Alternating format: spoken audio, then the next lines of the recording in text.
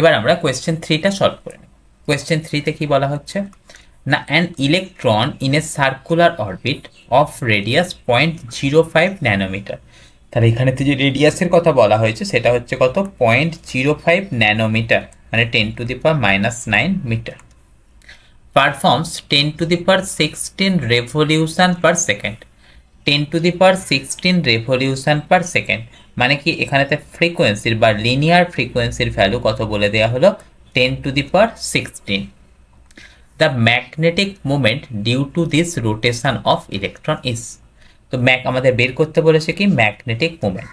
আমরা কি জানি, magnetic movement equal to N I A. এখানেতে এন হচ্ছে কি নাম্বার অফ লুপ, মানে এখানেতে ভ্যালুস কত রইল কি, একটাই লুপ মানে 1, তাহলে সেটা ইকুয়াল টু কত চলে আসছে, I into cross sectional area.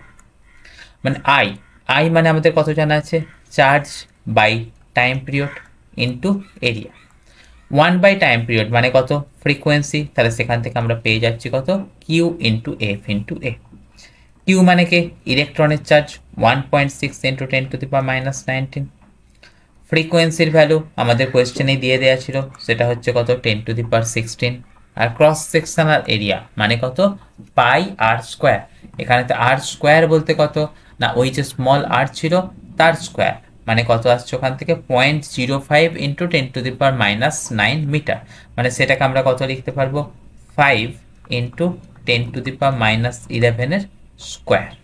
ওকে, তাহলে আমরা যদি এই পুরো জিনিসটাকে সিম্পলিফাইড করি বা পুরোপুরি মাল্টিপ্লাই করি, আমরা এটার ভ্যালুস পেয়ে যাব 1.26 ইন্টু 10⁻⁻23, যেটা কিনা আমাদের অপশান ডিতে দিয়ে দেওয়া আছে। তাই আমাদের 3 দাগের অ্যান্সার চলে আসবে অপশান ডি।